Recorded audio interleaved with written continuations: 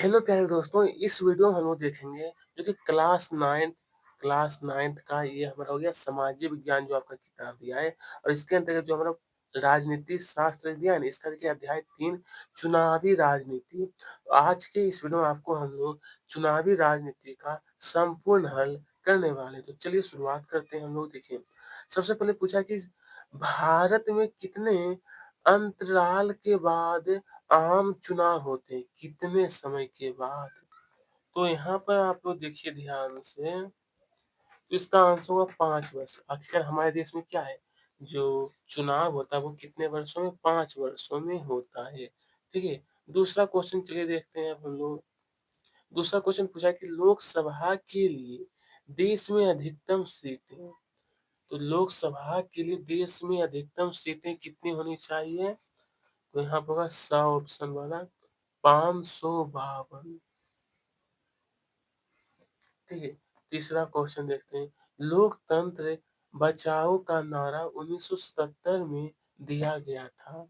देखिए, 1977 में जो नारा दिए थे ये हुआ था जयप्रकाश नारायण द्वारा। जयप्रकाश नारायण द्वारा। नंबर 4 में पूछा कि लोकसभा की कितनी सीटें अनुजाति के लिए आरक्षित है? लोकसभा के लिए दोस्तों, तो यहाँ पर हो जाएगा 84। कितना है? तो 84 सीटें आरक्षित है। नंबर 5 में पूछा है कि लोकसभा सदस्यों की संख्या सर्वाधिक किस राज्य में है? सर्वाधिक किस राज्य में है? तो यहाँ पर हो जाए दोस्तों उत्तर प्रदेश। कहाँ है? उत्तर प्रदेश। ठीक है। आइए अब इसके आगे का जो क्वेश्चन दिया है, रिक्त स्थान की पूर्ति कीजिए। राष्ट्रीय चुनाव आयोग का कार्यालय, तो चलिए इनका दोस्तों आपको आंसर में लिखना है नई दिल्ली। क्या लिखना है? नई दिल्ली है।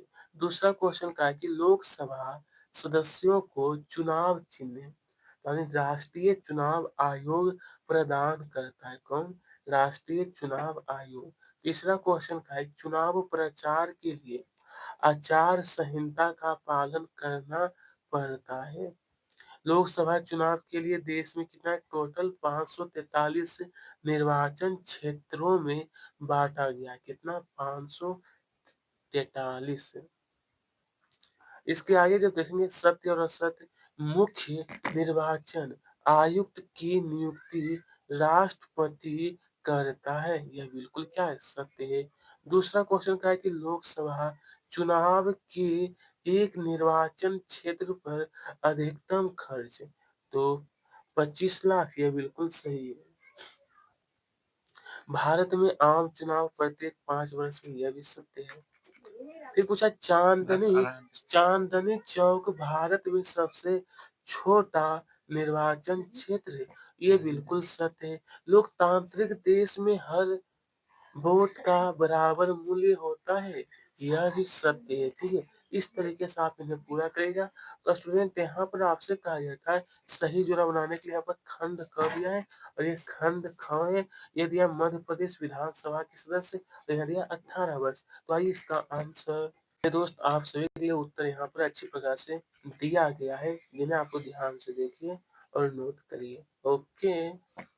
आइए दोस्तों अब हम लोग देखने वाले हैं प्रश्न 5 में कहा है कि इंदिरा गांधी के नेतृत्व वाली कांग्रेस पार्टी ने, जो यहाँ पर बोला गया है ना कि 1971 में लोकसभा चुनाव में क्या नारा दिया? गरीबी हटाओ।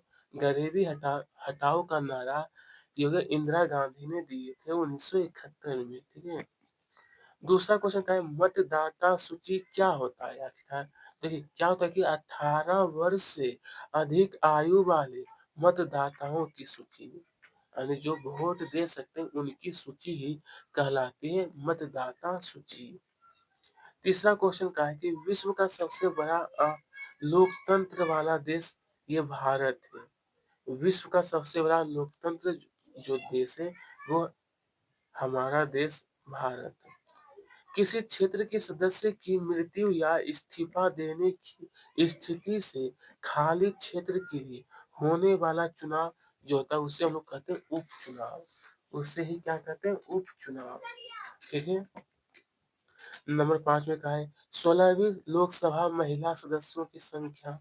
तो 8वीं सदी, यहाँ पे होना चाहिए 8वीं सदी, फी लिखा गया, यहाँ पे होना चाहिए दोस्तों 8वीं सदी, इस तरीके से लिखिएगा, ठीक है। इसके आगे जब देखते हैं तो यहाँ पे पूछा है कि अति लघु उत्तरीय प्रश्न में कि आम चुनाव क्या है आखिरकार। आम चुनाव, तो उत्तर हो जाएगा कि 5 साल बाद सभी चुने हुए प्रतिनिधियों का कार्यकाल समाप्त हो जाता है, लोकसभा और विधानसभाएं भंग हो जाती है, फिर सभी चुनावी क्षेत्र में होने वाला चुनाव आम चुनाव कहलाता है। ठीक है, जब 5 वर्ष दोस्तों कार्यकाल पूरा हो जाता है यानी समाप्त, तो क्या होता है कि लोकसभा और विधानसभाएं भंग हो जाती है, फिर सभी चुनाव क्षेत्रों में जो चुनाव होता है उसे कहते हैं आम चुनाव। उपचुनाव क्या है, तो अभी मैंने बताया हूँ कि क्या, तो किसी क्षेत्र के जो सदस्य हैं उनकी मृत्यु या फिर इस्तीफा से खाली सीट के लिए क्या, तो चुनाव यानी उपचुनाव कहलाता है। नंबर 3 में पूछा है निर्वाचन क्षेत्र क्या होता है, तो देखिए निर्वाचन क्षेत्र क्या है, चुनाव क्षेत्र या निर्वाचन क्षेत्र, चुनाव क्षेत्र कहिए या फिर निर्वाचन क्षेत्र एक ही बात है, यानी कि इलेक्टोरियल डिस्ट्रिक्ट, जिसे आम भाषा में अंग्रेजी में कॉन्स्टी कॉन्स्टिट्यूंसी शब्द से भी बुलाया जाता है। किसी क्षेत्र की विधान पालिका चुनाव में एक सीट निर्वाचित करने वाली क्षेत्रीय इकाई होती है, ठीक है। आइए नंबर 4 देखते हैं कि लोकतांत्रिक चुनावों के लिए मेरे दोस्त पूछा गया है हमसे कि जरूरी न्यूनतम शर्तें क्या है, तो हर किसी को मताधिकार, चुनावों में विकल्प उपलब्ध, चुनाव का अवसर नियमित अंतराल पर और वास्तविक चुनाव। यहाँ पर बताया गया है वास्तविक चुनाव, ठीक है। आइए दोस्तों यहाँ पर पूछा है प्रश्न क्रमांक 5 में हमसे कि राजनीति दलों के संबंध में टिकट क्या होता है। आपका टिकट जो है, तो इसका उत्तर लिखना है आप सभी को कि पार्टी के मनो मनोनयन को सामान्य भाषा में टिकट कहते हैं। इन्हीं को दोस्तों सामान्य भाषा में टिकट कहते हैं। क्वेश्चन नंबर 6 में पूछा है कि लोकसभा के लिए आरक्षित सीटों की संख्या, तो देखिए लोकसभा में तो कुल हो गया 543 हो गया, तो अनुसूचित जातियों के लिए हो गया 89 और अनुसूचित जनजातियों के लिए हो गया 41, ठीक है। इतने सीटें उन सभी के लिए आरक्षित रहती है, ठीक है। अनुसूचित जातियों के लिए 79 और अनुसूचित जनजातियों के लिए 41, ठीक है। फिर पूछा चुनाव आयोग क्या है। अब पूछा है चुनाव आयोग, तो चुनाव आयोग भारत में चुनाव संपन्न कराने का कार्य एक निष्पक्ष व स्वतंत्र इकाई करती है, जिससे हम लोग चुनाव आयोग कहते हैं, ठीक है। लोकतंत्र के प्रकार, तो देखिए पहला जो होता है, पहला होगा वो प्रत्यक्ष प्रजातंत्र है। इसमें क्या होता है कि इनमें जनता नीति निर्माण में प्रत्यक्ष भूमिका निभाए, और अप्रत्यक्ष प्रजातंत्र में क्या है, जिसको हम लोग कहते हैं प्रतिनिधि प्रजातंत्र, जिसमें जनप्रतिनिधि विधि में नीति निर्माण करे, नीति निर्माण, ठीक है। आइए दोस्तों यहाँ पर फिर पूछा है प्रश्न क्रमांक 9 में हमसे आखिरकार पूछा गया कि सांसद सांसद क्या है, तो उत्तर में लिखना है, उत्तर में दोस्तों लोकसभा चुनाव के लिए देश जो है दोस्तों उसको कितना, तो 543 निर्वाचन क्षेत्रों में बांटा गया है। हर क्षेत्र से चुने गए प्रतिनिधियों को संसद कहते हैं, सांसद कहते हैं, ठीक है। संसद नहीं बल्कि सांसद होगा, ठीक है। अब पूछा है विधायिका क्या होता है, चलिए इन्हें भी देखते हैं कि विधायिका क्या है। तो विधायिका प्रत्येक राज्य को उसकी विधानसभा की सीटों के हिसाब में बांटा गया इन सीटों से निर्वाचित प्रतिनिधियों को विधायिका कहते हैं। उसके बाद मेरे दोस्त पूछा गया यहाँ पर हमारा जो प्रश्न दिया है लघु तर्क में कि मतदान की योग्यता क्या है?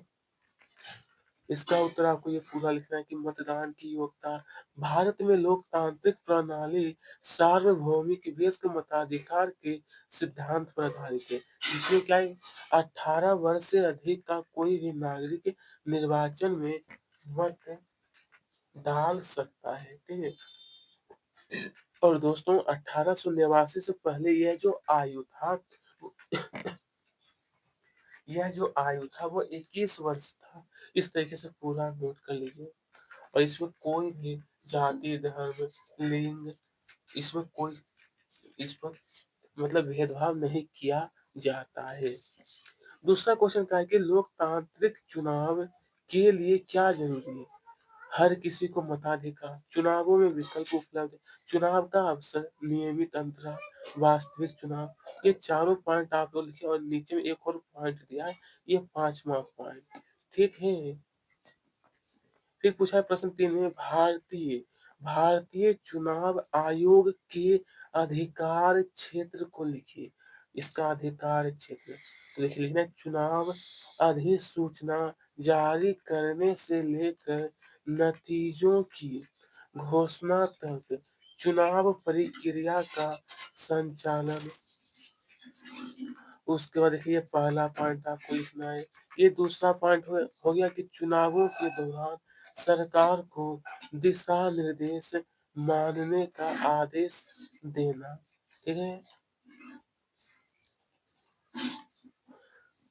ये आपको लिखना है तीसरा पॉइंट हो गया। ये चौथा पॉइंट आप लोग अच्छी तरीके से देखिए। आइए दोस्तों पूछा है प्रश्न 4 में आयोग भारतीय चुनाव आयोग के सामने चुनौतियां क्या हैं?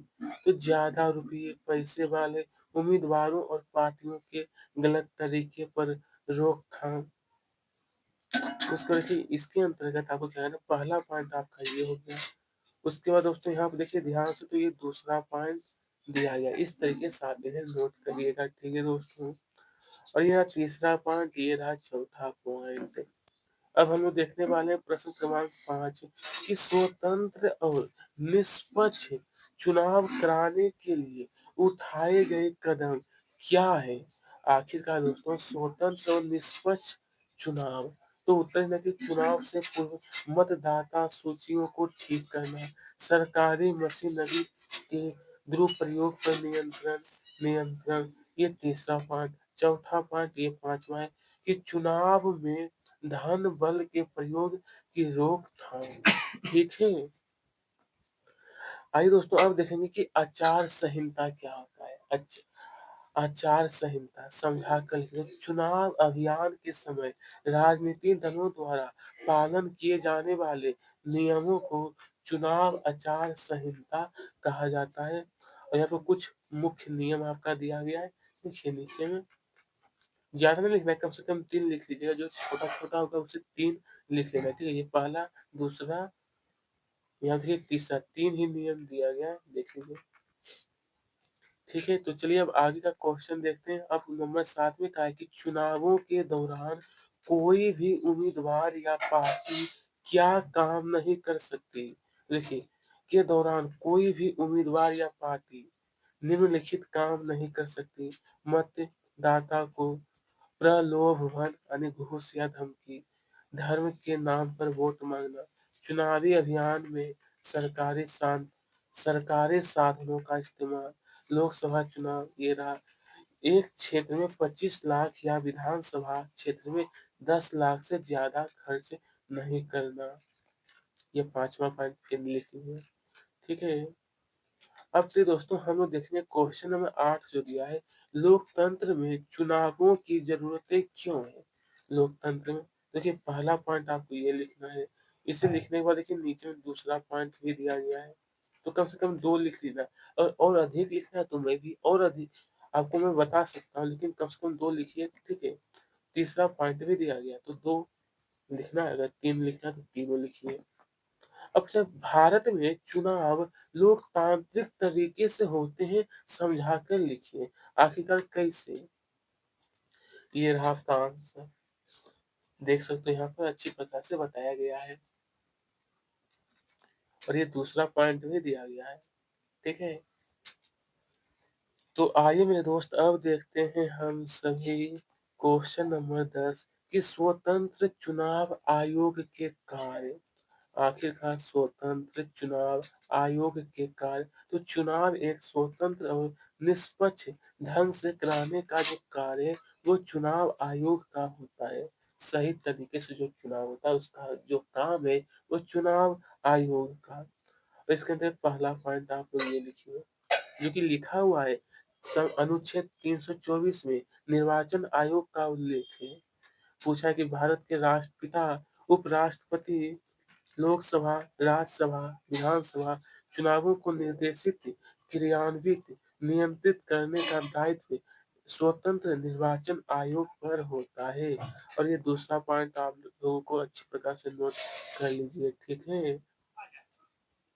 और ये तीसरा पॉइंट ये था, हालाँकि इतना लिखना ज़रूरी नहीं है, कम से कम 2 लिखिए उतना ही बहुत है। कम से कम 2 पॉइंट लिख लेना है, ज़्यादा नहीं लिखना है। अगर चाहे तो इसे नहीं भी लिखिएगा, कोई दिक्कत नहीं है, ठीक है? आइए, अब ये सभी जो प्रश्न दिया है, वो बनाने का नहीं, सिर्फ़ ऐसे दिया। अगर आपको हमारी वीडियो अच्छी लगी, तो आप हमारे वीडियो को लाइक करें, साथ में हमारे चैनल से जुड़े रहने के लिए सब्सक्राइब करें। धन्यवाद।